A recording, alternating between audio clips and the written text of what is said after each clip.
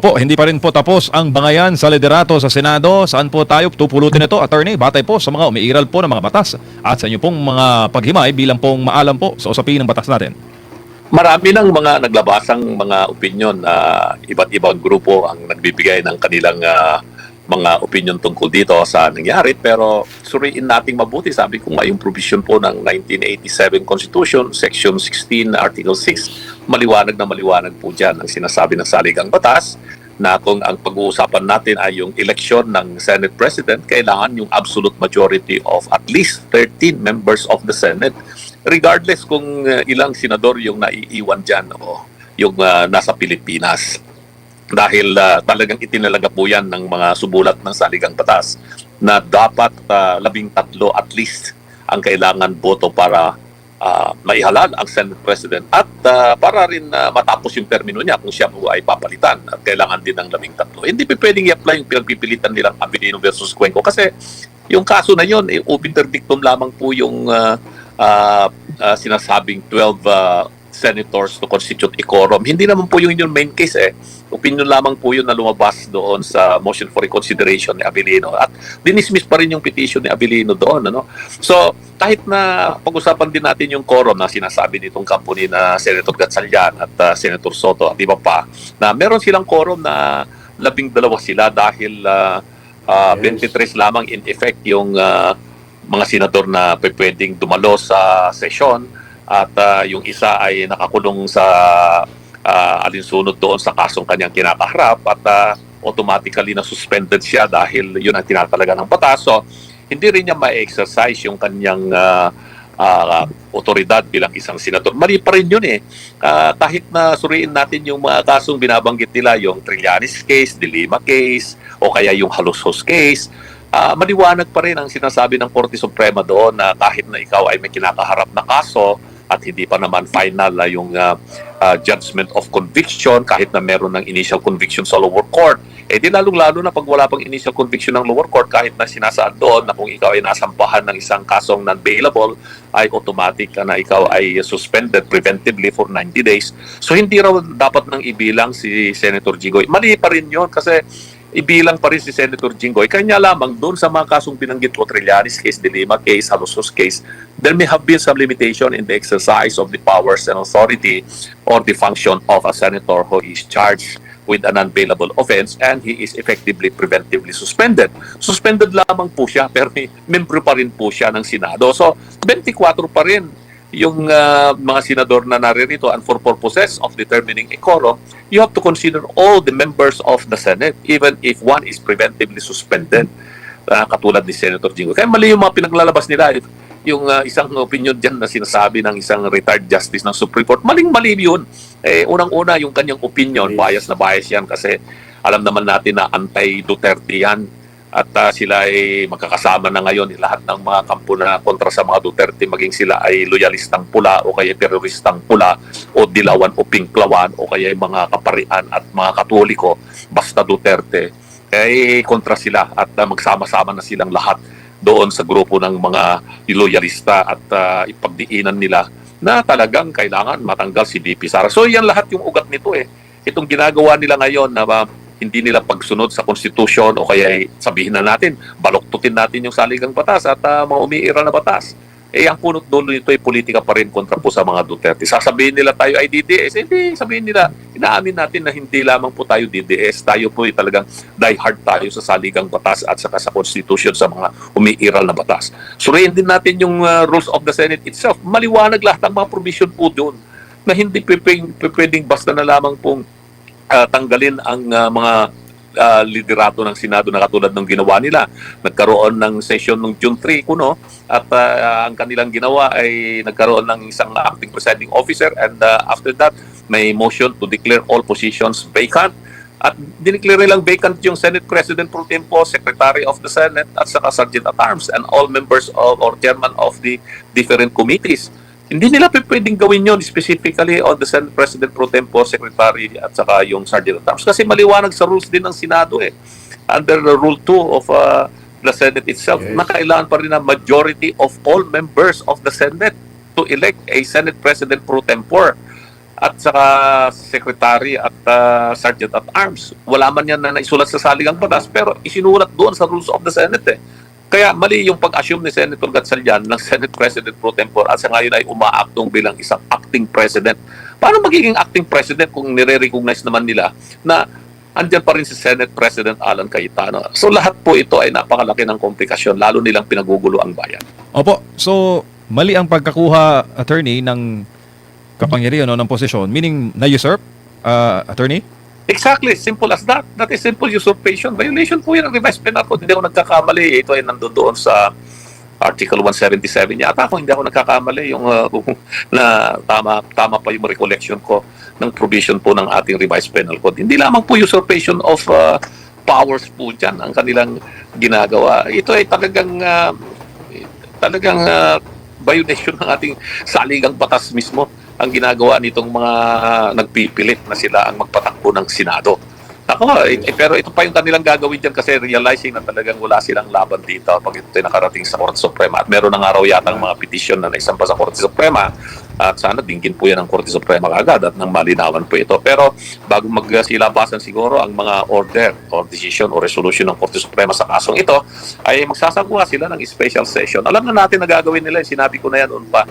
The only way to resolve this is after the Congress has adjourned, CNJ ay magkaroon ng special session, but the special session must be based on the urgent legislative agenda of the executive that needs immediate legislative action. Apparently, nangyari itong malakas na lindol dyan sa Mindanao at tayo nakikirami sa ating mga kababayan po dyan na naapekto, lalo-lalo na po yung mga namatayan o mga nasaktan. Maliban po doon sa ating mga kababayan na nawalan din po ng mga hanap buhay o mga ari-arian. So tayo ay nagdalamhati at pinagdadasal po natin na sana po ay maibsan po nila itong kahirapan na ito. Pero ito ngayon ang gagawin po nila na pangunahing dahilan, magkakaroon ng special session, maaaring ang gagawin nilang panukalang batas dito ay appropriating certain amount into billions, maybe about 20 billion or 50 billion pesos na earthquake rehabilitation fund for Mindanao. Pwede nilang gawin yon, no? Pero pag nagkaroon ng special session, ayan, magkakaroon ng eleksyon na ng Senate President at inaapuran nila yung paglipat ng isa o dalawa pang mga senador. May mga informasyon tayo na may mga senador na nakumbinsi na raw nila at ito pinapangalandakan na nga nila sa mga social media na magkakaroon na sila ng at least 13. Hindi na 12, 13 na. So may isa o dalawa pa na lilipat na sa kanilang kampo. So magkakaroon ng bagong Senate President. At pag nangyari yun, wala na tayong magagawa doon. Magkakaroon talaga ng bagong Senate President at tingnan na lang natin kung paano ang magiging reaksyon ng ating taong bayan. At hindi mo na madudoko ang taong bayan dito eh. Alam na nila kung bakit nila ginagawa ito. Simple lamang ang sagot ng ating mga kababayan, sabi ng taong bayan, para mapagtakpan itong issue ng katiwalaan, itong corruption. Yan lang naman talaga ang purpose nito at hindi yan tatanggapin ng taong bayan. Opo, attorney, bago lang po si partner Admar, sinabi po ni Senator Alan Peter Cayetano na ang Senado daw na nadidiktahan ng Malacanang ay hindi tunay na independent.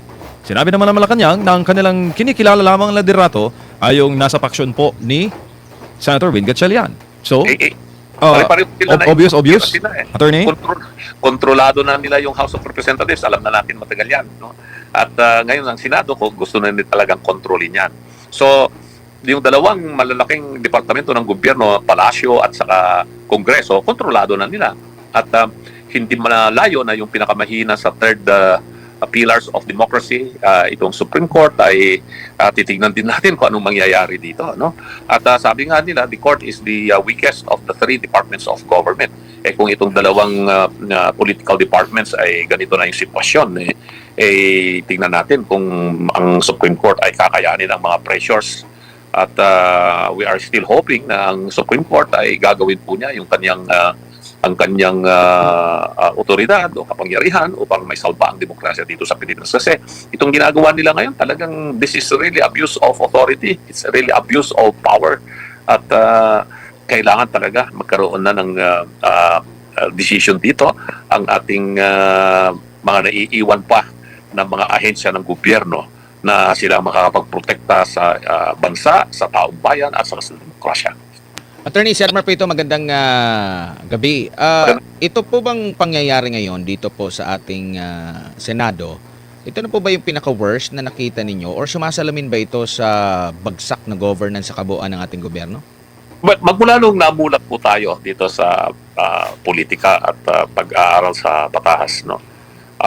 Kasi nung bago mag-martial law, medyo meron na rin tayong konting kaalaman sa nangyayari sa politika. Although nung mga panahon na yon ay nasa elementary pa tayo, at meron na po akong mga naalalang mga pangyayari nung mga panahon na yon. At talaga pong idolong-idolo natin yung mga senador natin nung mga panahon na yan. Mga Senator Almendras, Senator Aitona, Kabangbang, Castañeda, Calao, Nagumbay, Saysay, Tanyada, Jokno, Padilla, Salonga, Tolentino. Ang gagaling nila noong mga panahon na yan. At makikita mo yung mga debate talaga. And then hanggang sa nung nagkaroon ng martial law.